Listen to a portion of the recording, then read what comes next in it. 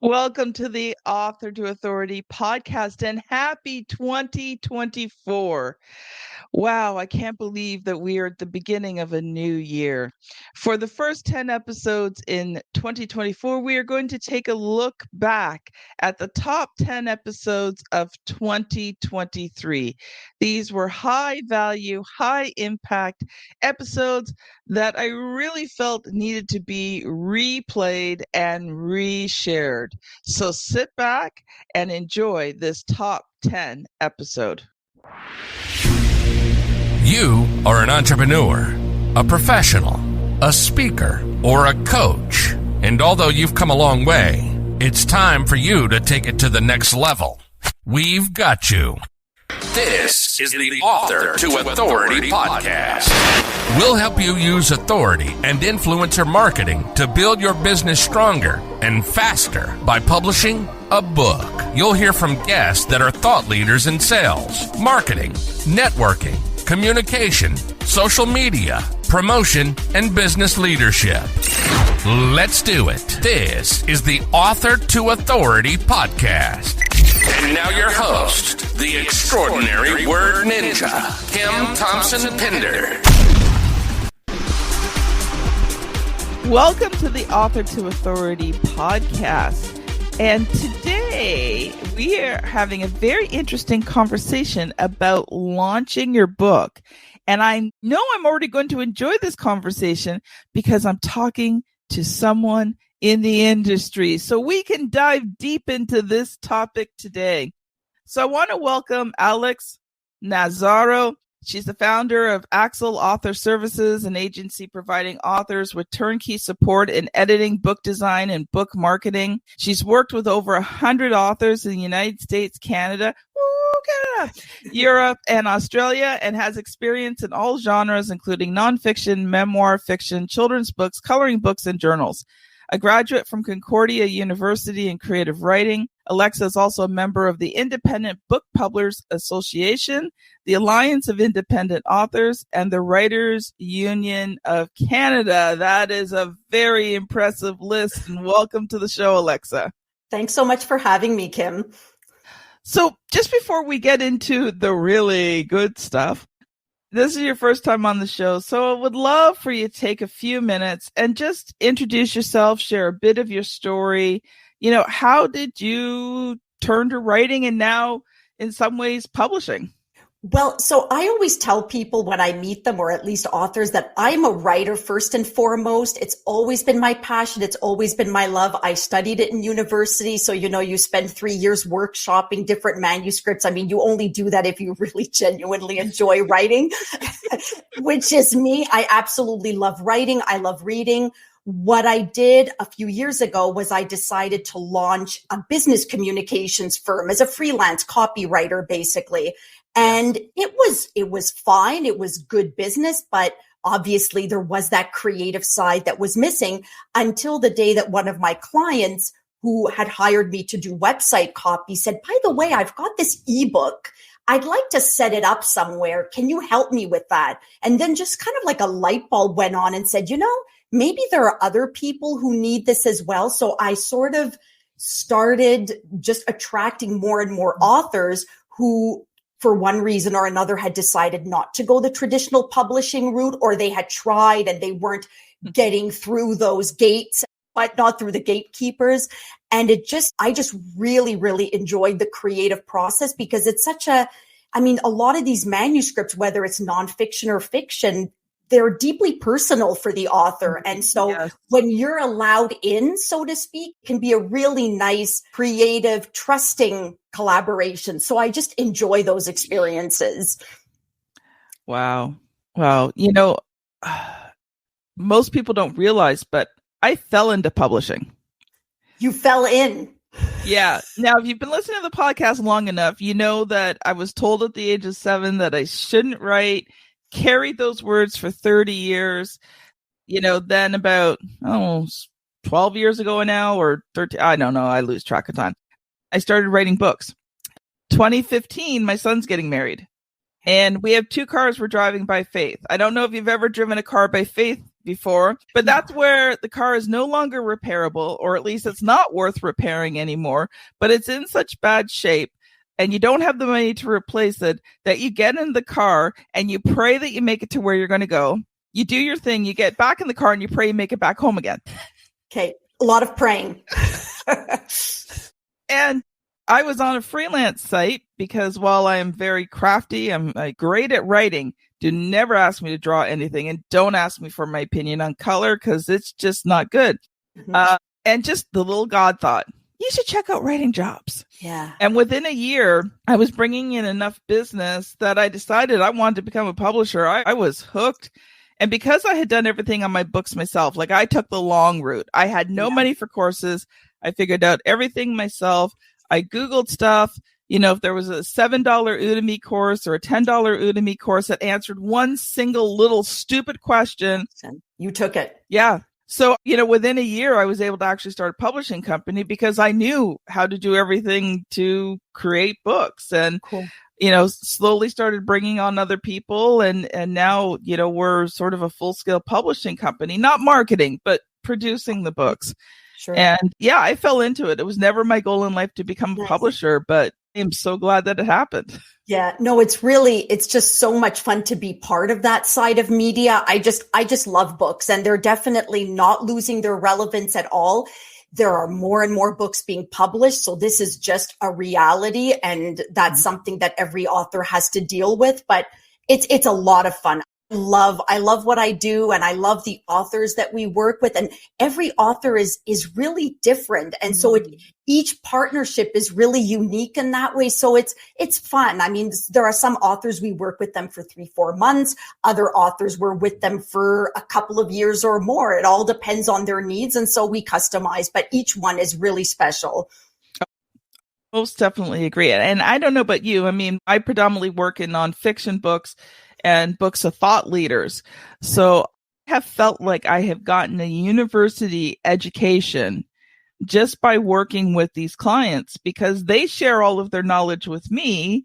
Yes. And then we put it in the book. So I don't know about you. Have you kind of experienced that as well? Yes, absolutely. I mean, we do work with nonfiction. We also work a lot with memoir, which I always find, even though there's no data necessarily to understand or knowledge to consume, but you learn about different people's life experiences, which in turn can serve as models. So it's so cool. I mean, we worked with a woman who decided in her 50s she was going to go work at a refugee camp. And I mean, how can you not learn from that kind of life experience? And so I love memoirs. I find we learn a lot from memoirs. I've learned a lot about children's books and how to craft really engaging children's stories. So a lot of authors will come on board thinking, well, a children's book, it's so much shorter than a regular book. It must be easy. And honestly, it's really difficult to pull off a good children's book. So yes, I've definitely learned quite a bit as well. So let's just switch gears here, Alexa. And we want to talk today about how to organize an awesome book launch. So what we're going to do is I'm going to let you loose to share some things, and then we'll do some back and forth and talk about it. Sure, absolutely.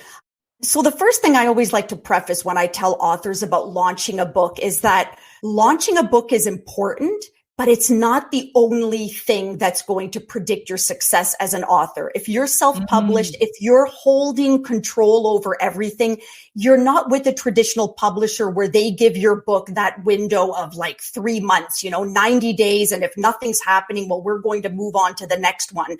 As a self-published, as an indie author, you have so much more control. So even if you don't have the perfect book launch, it doesn't mean it's over for you. You haven't missed it. I mean, you work with authors who sometimes say, I wrote this book. I published this book like 2 years ago. What can I do to bring it back to life? There's no expiry date, I guess is what I'm saying. Yeah. So that's really, really important for authors because I know there's a lot of pressure to stand out, to sell copies. But you know what? The window never closes unless you decide to close it. So that's the first thing I always like to mention. And the other important thing is also you have to think long term because I have a lot of authors who live in that book launch honeymoon phase, I guess we can call it, where, everyone they know is buying a book. They're leaving awesome Amazon reviews. You're getting all these accolades and pats on the back. And then without even this, so then you go through this period. Sometimes it lasts 4 weeks. Sometimes it lasts 8 weeks, depending on how large the author's network is. But then eventually, it's going to start falling flat unless you maintain that momentum. And so that's the other thing that's really important, thinking book launch, but also thinking beyond a book launch. So that's just really important advice. And I always say that because I know, especially in this industry, there's a lot of FOMO. There's a lot of fear of missing out. And timing is everything. And oh no, I forgot to create a Facebook page, but I already launched my book and I did everything wrong. And so what am I going to do to undo all of that? And it's okay. So I always like to tell authors, it's okay. It's going to be okay. But if we're really looking at launching a book, so I would say no matter what genre you've written, I think there are always some cornerstones. So I do still think that an author website is imperative. It's an important element because we have seen stories where people have this great profile up on a social media site, Instagram, they're getting all this engagement. And then what if suddenly one of these platforms, they decide to change their algorithms, they play on the back end, and now all of a sudden your posts aren't being seen as much, or whatever the case might be. Or you're in Facebook jail. Yeah. That's how I know.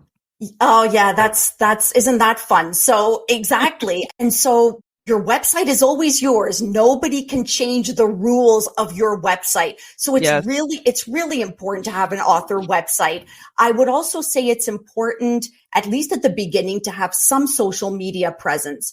And I say because there are a lot of authors who come to me saying, okay, I have to be everywhere. It's all about book talk, right? It's all about TikTok. I also have to get on Instagram and post nice images. I've got to be on Facebook and engage in conversations, LinkedIn, et cetera, et cetera. And yes, if you have the capacity and the bandwidth to maintain all of that, sure. But you also have to be realistic because nothing is worse than spreading yourself thin and then all of a sudden everything collapses because it's really hard to keep all of that up. You're nodding, so I'm assuming you obviously know that. It's really difficult unless you've got a team in place.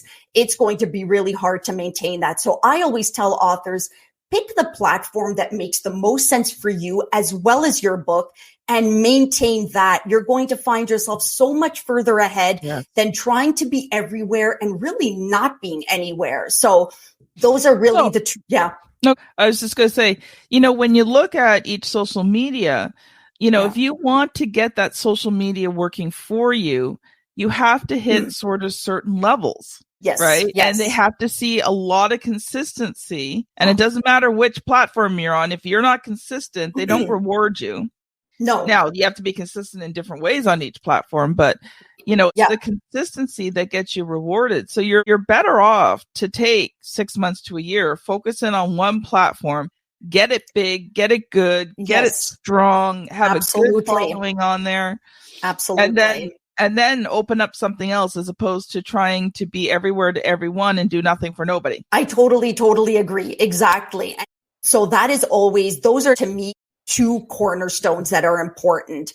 I think if we're looking at nonfiction in particular, I think a press kit is very handy.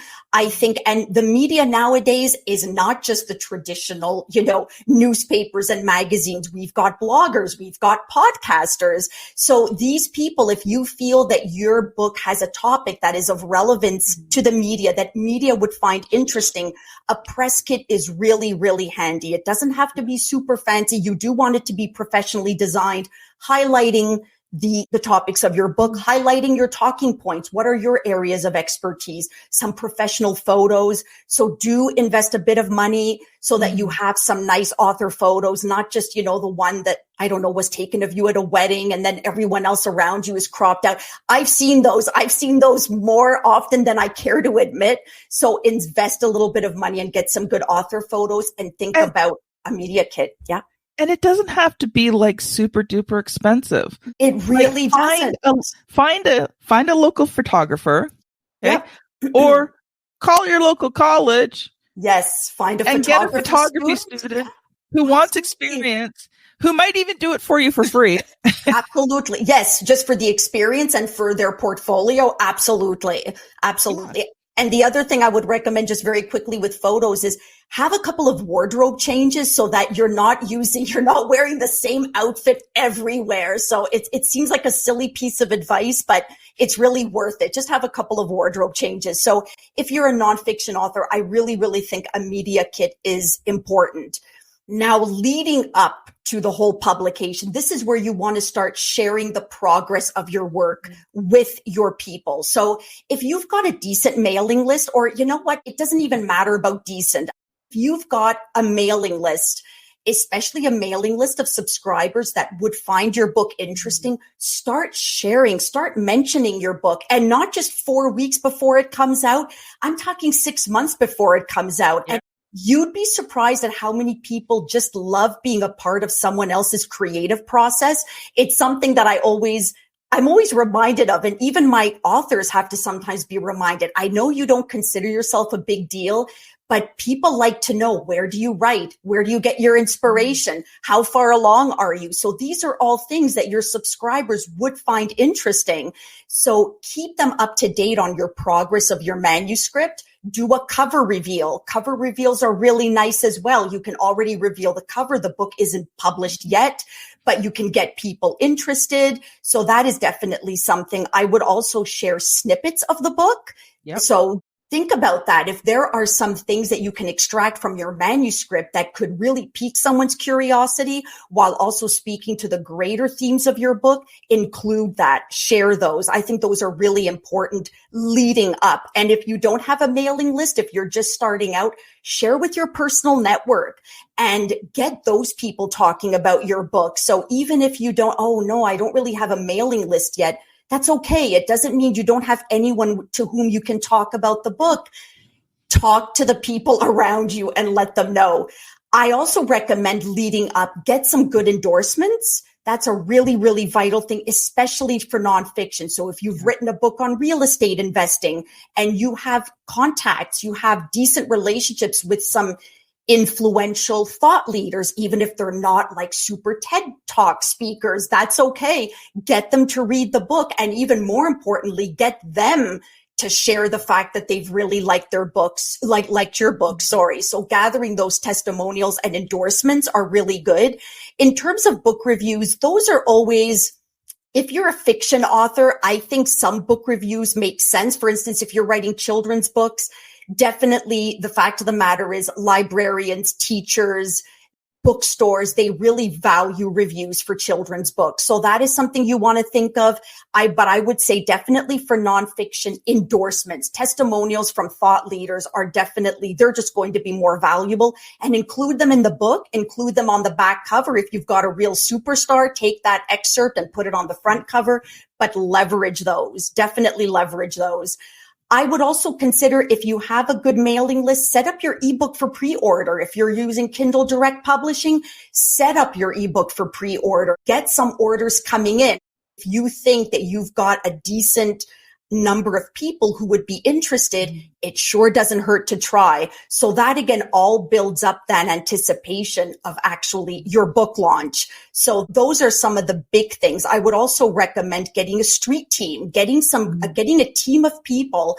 They don't have to be influencers. They don't have to be thought leaders. They just have to be people with some kind of a tie to your book who agree to promote your book with you. So of course they need to read the book ahead of time. You want to get them on social media talking about your book. The only thing with the street team to be aware of is it does require a bit of coordination. It requires a bit of control because you don't want people going off, perhaps saying the wrong things. So there's more of an effort involved, but it can also make a difference for sure. I would really recommend a street team. And then as far as the day of your book launch, not necessarily the day of, but I really recommend just doing a book launch event. So this can be an in-person event if you're already, for instance, sometimes I work with coaches and they're giving workshops or whatever. So they already know that they can gather people at a physical venue. Make that your book launch. Get photos taken, get video clips taken of this. If you're using the right angles, it can really make the event look awesome, looks like a not to be missed event. And those are all marketing assets that can then be shared on social media and get people who attended the event to share them on social media. If you're somebody who has a following a little bit more global or beyond your neighborhood, let's say, you might also want to think about a virtual book launch. Invite people to a virtual book launch, do a reading, invite panelists. So primarily for nonfiction authors or even memoir authors whose books explore certain themes.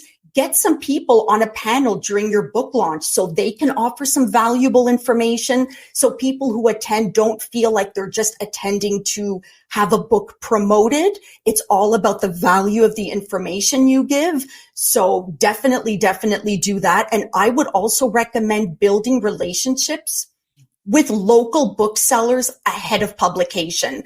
So as much as we love Amazon, the fact of the matter is bookstores are important. They give you an opportunity to meet people. People always love meeting authors. They just do. They just do. So don't underestimate that. And again, it gives you really nice photo ops. So just getting some nice book events going. So when your book is published, you can go back to that bookstore and say, hey, my book is published. I'd love to do a book signing. And honestly, in my experience, the vast majority of booksellers are more than happy to have authors come in and do a book signing. So it's really important. The only thing, of course, with bookstores is you want to look professional, because the fact of the matter is there is still a stigma attached to self-publishing and indie publishing. We have come a long way. There are really great associations like the Alliance of Independent Authors, as you mentioned, Kim, the Independent Book Publishers Association. There are so many resources.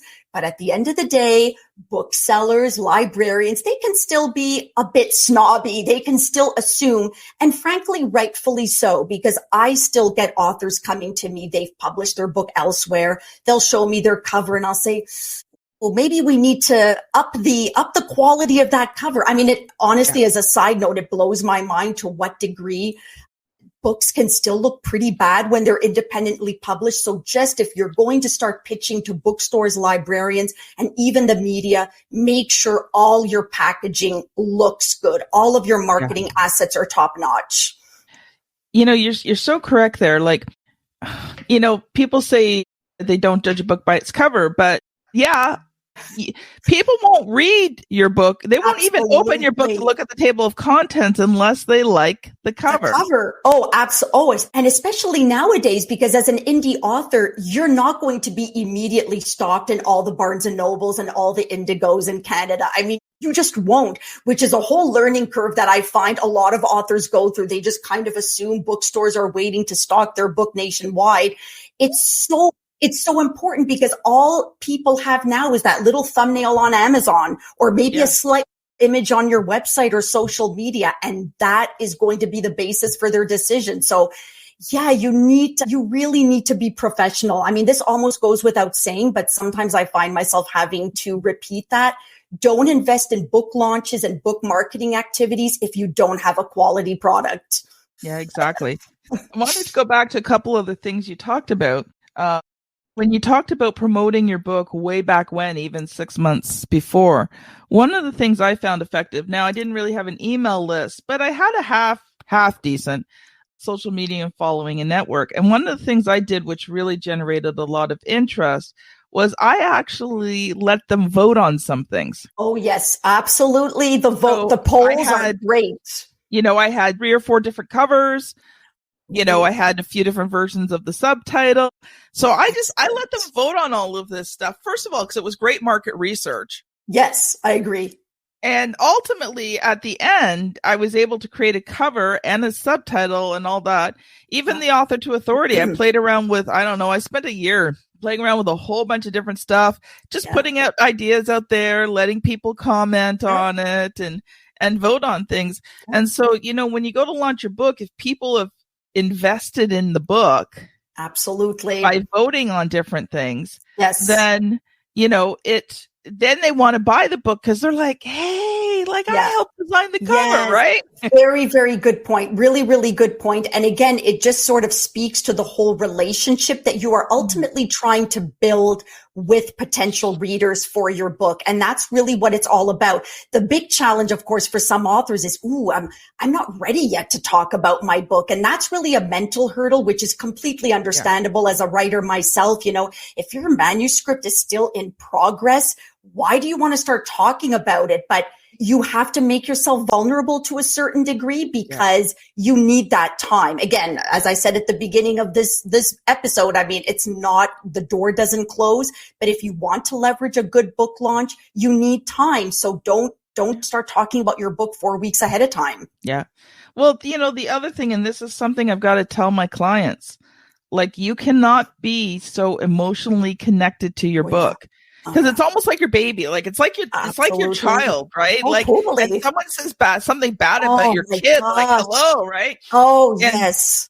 And you know, because like I predominantly work with like nonfiction thought leaders, stuff like that. So they're using their books as marketing tools. These are not necessarily a memoir or biography, or it's like a business card. It's an elaborate business card. So, you know, I say to them, I'm like, you're using this as a marketing tool. Yes. You cannot be emotionally attached to this thing. I agree.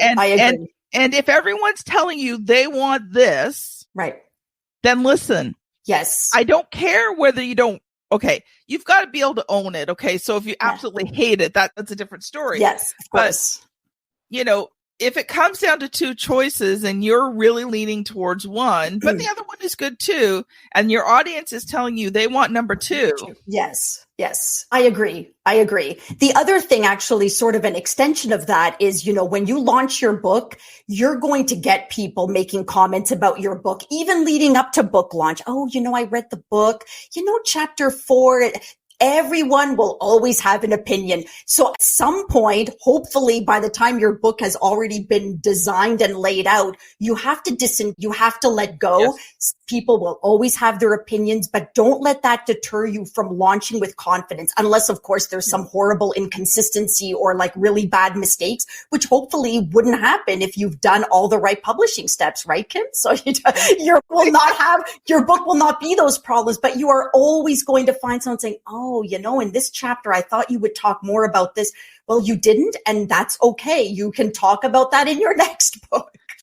That's what I tell my clients too, right? Because we get about halfway through the process and all of a sudden they want to start adding stuff to the book. Oh my gosh. And I look at I have 2 words for them. Yeah. Book 2. Book 2. Exactly. And they look at me and they go, no. Book 2. Book 2. Yeah, exactly. The other thing I wanted just to touch base on that you talked about is those endorsements. Yeah. So sometimes you may not have someone who is famous by name, but that's not the only kind of endorsement that you can get. If you can get someone who's famous by title, so their name might not be recognizable. Like one of my clients is an Olympic coach. If I said his name, wouldn't be recognizable to you. Right. But he's an Olympic coach. Yeah, exactly. So his title is impressive. So if you have a doctor, if you have a CEO, you know, if you have someone whose title is impressive, absolutely, that works as well, because sometimes we don't always know someone who's famous enough. Oh, yes. Yeah, absolutely, Kim. Thanks for pointing that out, because I just wanted to be clear on that. We're not asking you to go out and get like top celebrities to endorse your book. If you have a connection, great. Although even there, I would be careful. And this is sort of goes into the whole influencer marketing. You know, authors will get slammed with offers. Oh, look, you know, maybe I pay a certain amount and this person will talk about my book. But if she mostly talks about makeup, is that really the right move? Probably not. So it's not just about having anybody talk about your book. It's about having the right people talk about your book. Yeah. So an Olympic coach, if that's more relevant to your topic, then a bigger name, obviously, you want to measure all of that so you make the right decision. But yes, so if, for instance, the name isn't recognizable, but their title is, include that. Even if it's a long title, include that in the endorsement excerpt. Absolutely. Good point. Yeah. So those were kind of the 2 things. Now, we're getting close to the end of the time here. So I'm going to ask you the question. If you've listened to the podcast before, you know which question's coming up next. This is the question I ask every author who's been on the show. So here we go. What was the good, the bad, the ugly of either A, publishing your most current book, or B, publishing your first book? So I actually published my own novel, which is something I actually don't talk about much, only because, speaking about bad timing, I published my young adult fiction book literally a month before I gave birth. So this is a bit of advice I don't give. Oh, you're having a baby? No, we're going to wait until after the baby's born. So it's something that I'm starting to re-embrace the book, and I do want to revive it, which again brings me back to one of my earlier points. It's never too late. But I sometimes joke, I should hire myself as a writer just to give myself the time to finish this stuff. But I would say that when I published that book, it was a really interesting learning experience. I love the learning curve. Obviously, the fact that I do this for other authors really speaks to the fact that I enjoyed acquiring all that knowledge myself. But I will admit that after it was published, I had a friend of mine say, "Oh, did you notice that this character's name changes halfway through the book?" I said, "What? Come again?"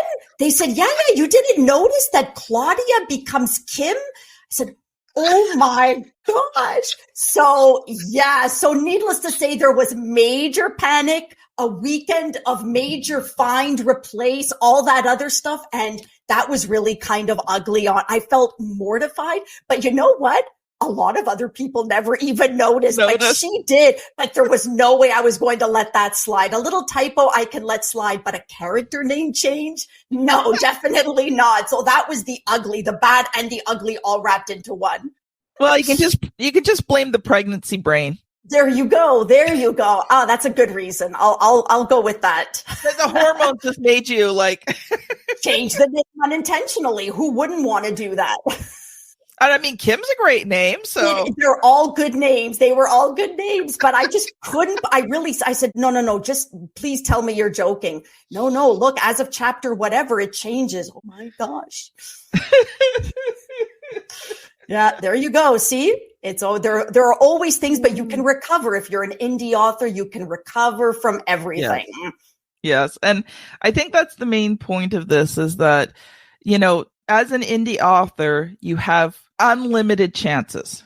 I agree with that. There's no there's no expiry date. I totally agree with that. Bring back to life your backlist, as we call it. You wrote a book a few years ago, you can still bring it back. You can always bring something back. So that to me is one of the wonderful things about being an indie author is the creative control, but also the literal control over your book. And yes, I totally agree. I mean, if you're working on the second book in the series and the first book did okay, this is an amazing time to bring back the first book while you're working on the second book, right? Absolutely. Yes, exactly. And of course, a lot of writing gurus, and I do agree, certainly publishing more than one book, whether it's nonfiction, whether it's fiction, is a really good move. If you're a nonfiction author, I'm sure you can take certain elements and you can expand on them across different books. So I definitely agree with that. And that is a chance to revive your backlist, to revive some of those books that you published a couple of years ago. And maybe the timing just wasn't right to do a proper book launch. So Alexa, our time is basically up. Do you have a final thought? How can people connect with you? Absolutely. And do you have any freebies that you give away? So definitely. I mean, so everyone is welcome to check out our website, www.axelauthorservices.com. And that's Axel, 2 A's, XEL, authorservices.com. Please also email me. I always love talking to authors. It's so much fun. My email address is Alexa, Alexa, at axelauthorservices.com. We always offer free consultation/discovery calls. And if you're still at that manuscript process and you don't know if your manuscript's any good and you want a sample evaluation, well, we do offer that for a promotional price as well. And there's more info on our website about that. One final thought. You're not alone. You're not the only indie author, which means there's a lot of help and support out there. It also means there's a lot of competition. But if you believe in your book strongly enough, other people will believe in it too. You just have to be consistent and find those people. That is awesome. Thank you so much. This has been Alexa and Kim on the Author to Authority podcast. Thank you so much for watching, and we'll see you on the very next episode. Bye now. Bye-bye. You've been listening to the Author to Authority podcast. The extraordinary word ninja, Kim Thompson Pinder, has helped over 200 entrepreneurs, professionals, speakers, and coaches write and publish their books that have become incredible marketing tools for their business. And many of those have gone on to become Amazon best-selling authors and have used their books to land high-level clients and get on big stages. We hope you've enjoyed the show. Make sure to like, rate, and review. And we'll be back soon. But in the meantime, hit the website at www.authortoauthoritypodcast.com. See you next time.